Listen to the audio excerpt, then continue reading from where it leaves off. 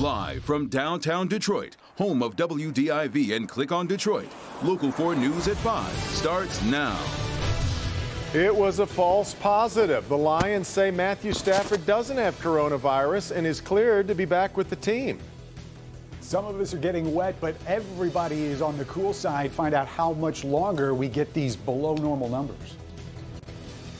Okay, Ben, but we begin with primary day here in Michigan, with not too many voters headed to the polls, thanks to an expected record number of absentee ballots. Thanks for being with us for the news here at 5. We knew this election day was going to be different, and now we know just how different it is. Yeah, look at the numbers. The Michigan Secretary of State, Jocelyn Benson, says 2 million voters requested absentee ballots for this election. By Friday of last week, just more than 1 million of them had already been submitted. But the counting of those ballots couldn't start until this morning, and it is now underway. Consumer investigator Hank Winchester tracking a quite unusual day at the polls. Hank? Yeah, Devin, Kimberly, a very unusual day. I mean, you're going to notice masks as you make your way into the polls, hand sanitizer are there as you check in. The huge number of absentee ballots, that's going to be an issue regarding the delay in getting results to people all across the state of Michigan. And there were a few isolated problems this morning in Detroit. Mask on, hand sanitizer at the ready. This primary election day certainly looks different, but even with concerns about COVID-19, voters are still out, making sure they cast their ballot. They observed social distancing, they had sanitizer. Rosie Wallace is almost 84 years young. Great, no problem. Absentee voting isn't her thing. She likes the process. She wanted to be here today to vote at this school on Detroit's northwest side. I wouldn't have it any other way. As long as I can move and take care of myself and be mobile, I'm going to vote this way. Not everything has gone according to plan. In fact, you've let me know about some issues across the city. One problem here at Law Academy this morning, workers inside tell me they didn't have the equipment they needed until around 10 a.m., which means voters who showed up were turned away. I don't understand the excuse for that. This voter didn't want to be on camera, but she was disappointed when she came to vote this morning here at Law Academy, and she was turned away. She came back this afternoon. The issues inside now resolved. Her vote now cast. Too many people made too many sacrifices for me to not take it seriously and exercise the privilege that I have. A handful of locations across the city opened late this morning. At Dixon Learning Academy and also at Cook Elementary. We're told there weren't workers in place at 7 a.m. Those problems have now been resolved. And Secretary Benson telling me late this afternoon that she's not aware of any issues right now that should prevent anybody here in our area from being able to get out there and vote. Polls remain open until 8 o'clock for in-person voting. We have much more from the Secretary, including more on her thoughts regarding when we could expect to see those election results coming in due to the huge number of people voting absentee. We'll have that for you tonight at the top of the hour. For now, we're live here in Royal Oak. Hank Winchester. Help me, Hank. You bet, Hank. All right, we'll talk to you then. Now, it promises to be a pretty long night as these results will trickle in from across Metro Detroit. Maybe not just tonight, but perhaps into tomorrow the next day. We'll be constantly updating the tallies as they are returned to clickondetroit.com, and we'll have the complete wrap-up for you tonight on Local 4 News at 11. Okay, let's turn now to today's coronavirus numbers. The state says 664 people have tested positive within the past 24 hours. That's 60 more than yesterday. The state is also reporting 7 new deaths, but 5 of those are coming from a review of vital records. And now the Detroit Lions say quarterback Matthew Stafford does not have coronavirus. Let's get out to Bernie. Bernie, they're saying that this test was a false positive. Yes, I've learned medically a lot of things here in the last hour or two, but I want to say the Lions and all football fans in this area got a massive sigh of relief today when the Lions announced Matthew Stafford, his COVID test was a false positive. That means the test was incorrect and he doesn't have the virus. That's the great news. Kicker Matt Prater said today everyone understands what's at stake. It's just taking the extreme measures and trying to keep yourself safe and healthy. But yeah, it definitely hits home. It's it's scary, especially Stafford being such an important part of our team. But he'll come back and be ready to go. He is. He will be back, and he's be free to join the team immediately. Stafford doesn't have COVID. He never did have COVID. All of his family members, Kelly and their 4 daughters, tested. All were negative. More later on the Lions. And a check-in on the Tigers, who have some free time on their hands. Kids, back to you. They sure do. All right, Bernie. From Bernie, let's now turn to Dr. Frank McGeorge. Yeah, so my question, Frank, how common is this false positive test? Well, you know, for the swab-type PCR test, false positives are not very common, but obviously no test is perfect, and they do happen. Generally, we worry more about false negatives because we don't want to clear someone who could be infectious. But when you're talking about sidelining a multi-million-dollar athlete, a false positive, well, that becomes a very expensive error. So also, Doc, we've understand, as we reported yesterday, there's been an uptick in cases involving teenagers in 3 counties, Oakland, Livingston, and Genesee, and in particular, the South Lyon-Fenton area. What are your thoughts on that?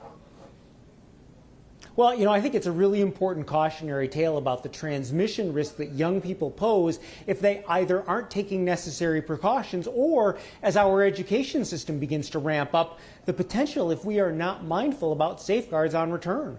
Yeah. Well, we've also been hearing, Frank, that Macomb County is now considered a COVID-19 hotspot. What do our viewers need to know about that? What can you tell us about that? Well, so by the state's own MyStart graph and the numbers, Macomb County has actually been flirting above the highest new case threshold since about July 14th. Now, you really need to drill down on the specific cause since neither Oakland or Wayne County adjacent are seeing that same increase. But this is definitely a concern that I'm sure the state is paying attention to. Yeah, indeed. Okay, Doc, we appreciate it. We'll talk to you a little bit later. Let's get to some breaking news now from Lebanon. Tonight, there has been a pair of explosions that have rocked the city of Beirut. The country's health minister says at least 60 people are dead and more than 3,000 have been hurt.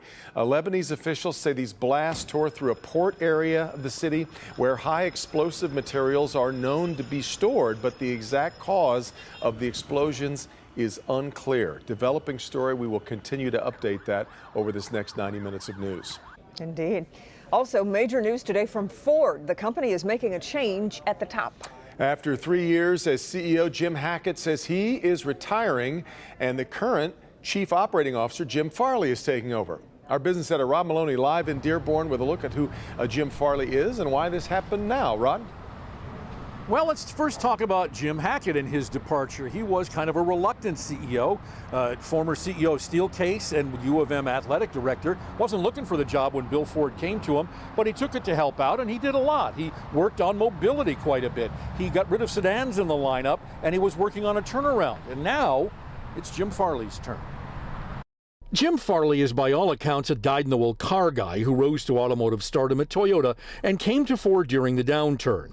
Chairman William Clay Ford Jr. today said of Farley, Jim is perhaps the singular executive who understands the integration of technology and autos. And he understands how profoundly technology is shaping our future. Farley recently ran Ford's new business and technology unit and knows it's a tall order he faces as CEO. You know, we know our competition today. It's Amazon, Baidu, Tesla, Apple, Toyota, and others. They're well-financed and voracious companies, and I'm inspired by the positive momentum that we're now building. But that was Hackett's calling card too. But it's the basic blocking and tackling that car companies need to do first that can bite you. LMC analyst Jeff Schuster believes Hackett's recent turnaround efforts prompted this move. Certainly there was some questions on just how that turnaround was going and the fact that it wasn't happening fast enough. Ford just announced the revamped F-150, the next generation Bronco, and an electric Mustang.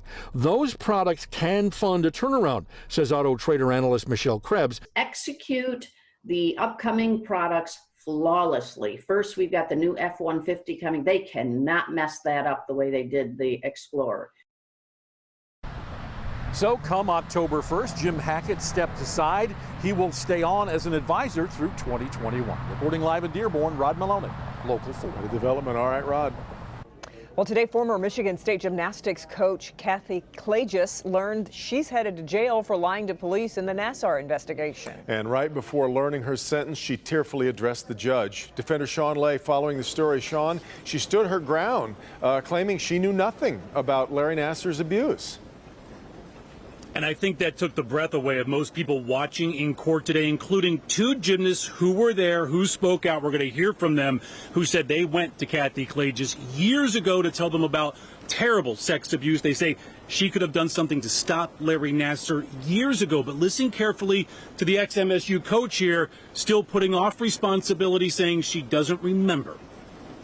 Through the legal process, I have learned that Larry Nassar victimized members of my MSU gymnastics team, women that I dearly love. Kathy Klages telling the judge that she prided herself on protecting her young gymnasts at all costs. But two of those gymnasts, who were just teens at the time, say they came to Klages pleading for help, that they were being sexually abused by then-teen Dr. Larry Nassar. And on her sentencing day, Klages says she still does not remember being told something so shocking. I want you to know that I truly do not remember the conversation that Ms. Voice and Ms. Buckley say occurred in 1997. If it did occur, and I responded the way they said I did, I'm truly horrified, and I am so sorry. Attorney General Dana Nessel says Klages was told, Klages knew, and Klages did nothing, then lied to police when asked about it. Larissa Boyce says she went to Klages about Nassar in 1997, trusting her to be her voice to call the police. She had every opportunity to tell the truth time and again, especially in the last 4 years. The thought that I may have ignored young women who were hurting and in pain and needed help at times has been unbearable. So a lot of emotion there from the former coach. Her attorneys put up a big fight with the judge, saying there's no way she should be sent to prison for her crimes because of COVID-19. The judge did not agree, giving her 89 days in jail and then 18 months probation. She was taken into custody right away. We're live tonight. Sean Lay, Local 4 Defenders. Okay, Sean, we are off and running here on a terrific Tuesday. Let's check in with Ben. Kim and Devin, if you are in the north of the metro zone, you are seeing rain right now. But will you all night? We'll look at when these will finally wrap up and when the heat returns as well. All right, Ben, also why the National Weather Service says it is extremely dangerous to swim in Lake Michigan this week. Has nothing to do with the high wind or lake levels. We'll have more. Nick? A head-on collision avoided, stopped because of an officer's quick-thinking actions. But what happened after that prompted yet another phone call to the police station?